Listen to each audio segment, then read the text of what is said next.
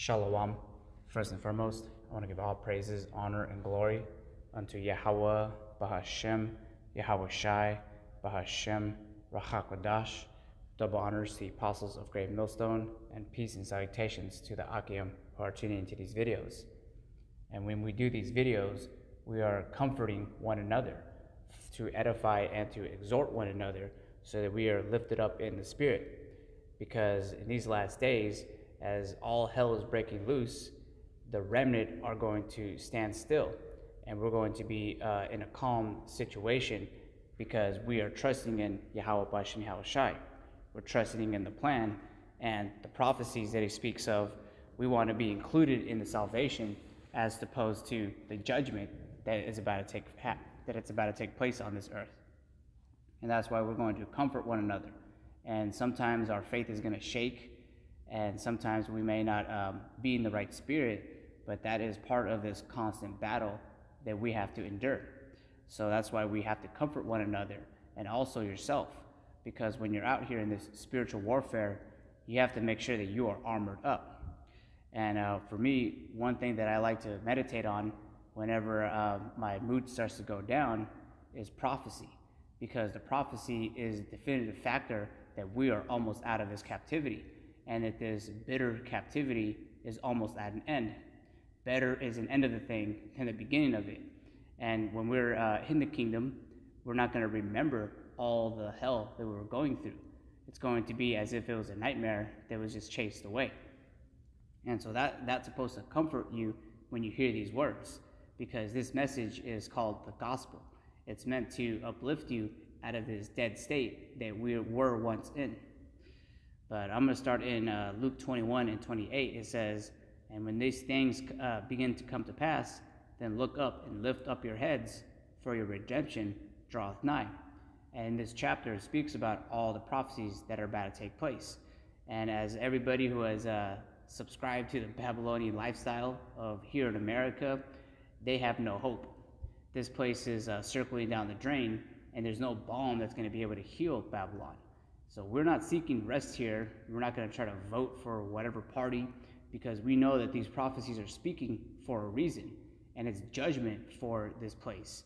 And those who have the hopeful elect, who have ears to hear, are going to lift up their heads, because all the chaos and all the stuff that's happening, like with the wars all over there in the Middle East, Ukraine, presidents almost getting shot or whatever, all those things are just prophecy speaking, so that we of the hopeful elect can measure the times diligently and lift up our heads, because we know that all these things that Yahweh Shai was speaking about and the prophets of old were speaking about for the nation of Israel's salvation. And so we really shouldn't be in any sad state, because every day another prophecy happens, or the prophecies speak louder.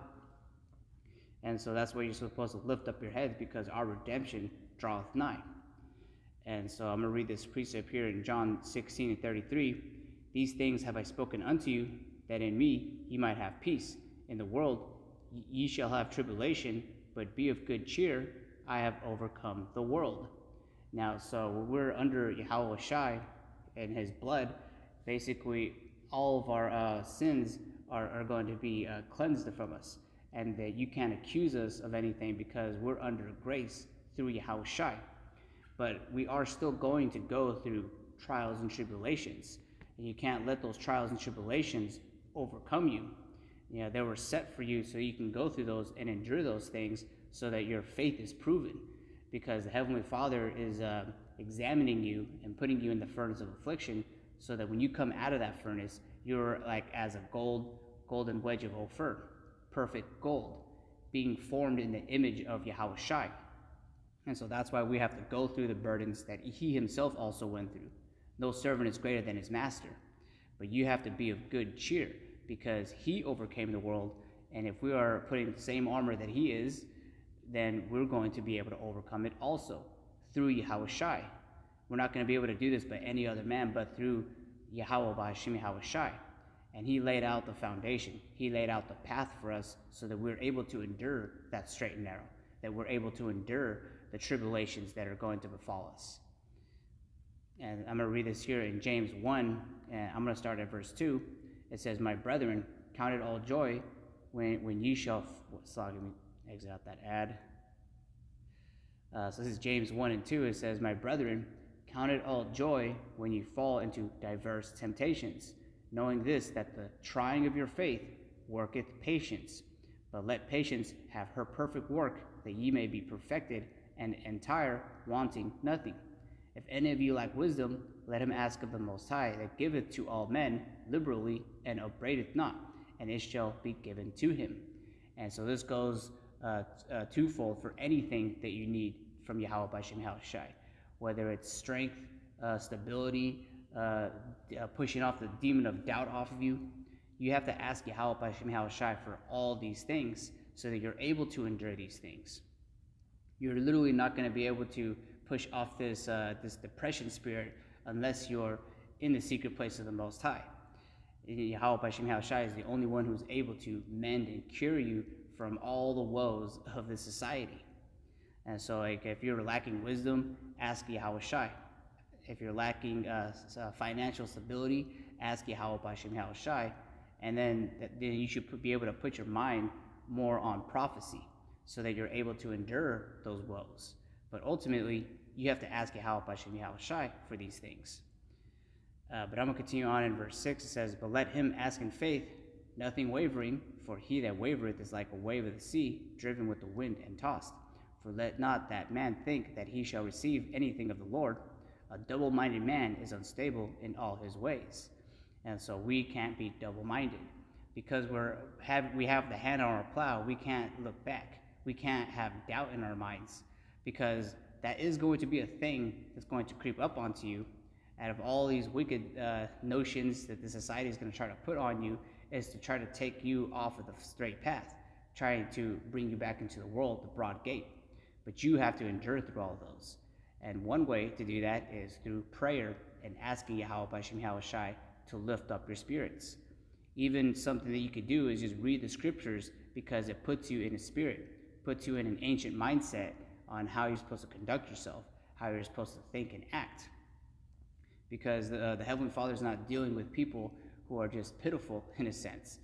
He's dealing with those who have been comforted by this word, those who are cheering down and chanting down Babylon. And so I'm going to read this here in Luke 22, and let me see, I'll start at verse 31. It says, "And the Lord said, Simon, Simon, behold, Satan hath desired to have you, that he may sift you as wheat. But I have prayed for thee, that thy faith fail not. And when thou art converted, strengthen thy brethren." And that's why we comfort one another with these words. What Yahweh Shai did is how we're supposed to conduct ourselves amongst the body.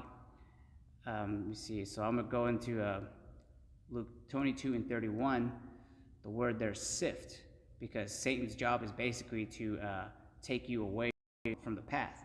Just like in the book of Job, the situation that was happening was that Satan was trying to get Job to curse the Most High.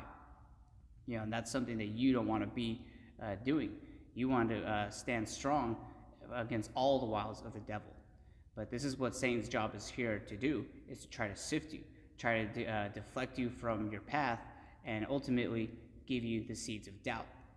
And if you go into the word sift, the Greek word is asiniazo. And the outline biblical usages is of to sift, shake, and sieve by inward agitation to try one's faith to the verge of overthrow. And this does happen to brothers.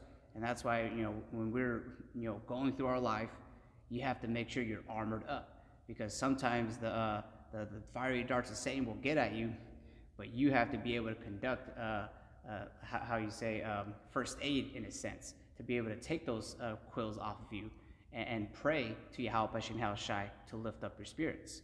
Because that's ultimately Satan's job, is to basically slow you down, sift you, and overthrow your faith. And a precept that I read here is in the book of Sirach 30, jumping down all the way to 21. And so, we're not, one thing I want to say before I read this is we're not worried about the cares of this world. We're not invested in this world. The world doesn't love us because we're not a part of the world. So we really can't be, emotional about anything in this world. We're basically dead to this world, but we live through Yahweh Shai. So like having a heavy mind or doubt or something like that is basically means that you're not doing what you're supposed to be doing, comforting yourself with these words. So if you have like a mind of heaviness or double-minded or whatever it may be, you have to remember what these scriptures are for. And this is wisdom right here. So this is in the book of Sirach 30 and starting at 21. It says, "Give not over thy mind to heaviness, and afflict not thyself in thine own counsel. The gladness of the heart is the life of man, and the joyfulness of a man prolongeth his days. Love thine own soul, and comfort thy heart. Remove sorrow far from thee, for sorrow hath killed many, and there is no profit therein. Envy and wrath shorten the life, and carefulness bringeth age before the time. A cheerful and good heart will have a care of his meat and diet."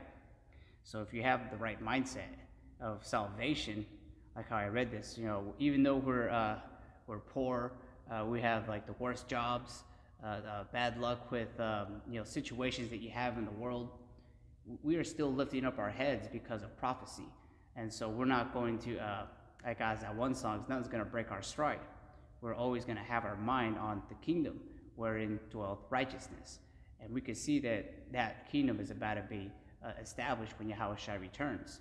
So there's no reason to be in a pitiful downward state or have I forgot how the words they call it, but basically like how the scriptures is saying, giving your mind over to heaviness. That's not what you should be doing in the spirit. What you should be doing is being uplifted and count it all joy when you're going through all these things. Because ultimately, we know the end all of this is that Yahweh Shai is going to return and deliver the hopeful elect. And those who are last are going to be first. So with that, I want to give all praise, honor, and glory unto Yahweh, Bahashim Yahweh Shai, Bahashim Rachak Kodash, Shalom Akim.